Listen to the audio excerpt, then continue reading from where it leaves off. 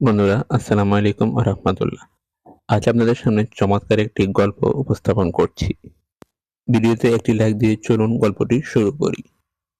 বন্ধুরা, গল্পটি এরকম। বহু বছর আগে বনী ইসরায়েলের এক নারী মরুভূমির তপ্ত বালুর উপর দিয়ে হেঁটে যাচ্ছিলেন। প্রচণ্ড গরমে তিনি নিজেও ছিলেন তৃষ্ণায় কাতর। পথিমধ্যে একটি কূপের দেখা পেলেন। তিনি সেই কূপে নেমে নিজের তৃষ্ণা মেটালেন এবং উপরে উঠে এলেন। ওই নারী উপরে উঠে দেখতে পেলেন একটি কুকুর এতটাই তৃষ্ণার্ত ছিল যে ভেজা মাটি চাটছিল। কুকুরটি পানির অভাবে প্রায় মৃত্যুর মুখে ছিল। অতঃপর নারীটি মনে মনে ভাবলেন, তৃষ্ণায় আমার যে অবস্থা হয়েছিল এই প্রাণীটিরও নিশ্চয়ই সেই একই কষ্ট হচ্ছে। কূপে নামার জন্য কোনো বালতি বা রশি ছিল না, তাই তিনি পুনরায় কূপে নামলেন এবং নিজের চামড়ার মোজা পানিতে পূর্ণ করে উপরে উঠে আসলেন। অতঃপর সেই মহিলা সেই তৃষ্ণার্ত কুকুরটিকে পানি পান করালেন।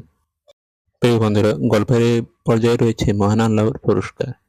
রাসূলুল্লাহ সাল্লাল্লাহু আলাইহি ওয়াসাল্লাম এই ঘটনাটি বর্ণনা করে বলেন যে, ওই নারী সামান্য অকৃত্রিম দয়া দেখে আল্লাহ তাআলা অত্যন্ত খুশি হলেন। তিনি ওই নারীর সমস্ত গুনাহ মাফ করে দিলেন, সুবহানাল্লাহ, এবং তাকে জান্নাতের সুসংবাদ দিলেন। বন্ধুরা, এই ঘটনা থেকে আমাদের শিক্ষা কি? এই ঘটনা থেকে আমরা যেটা শিখলাম, আন্তরিকতা।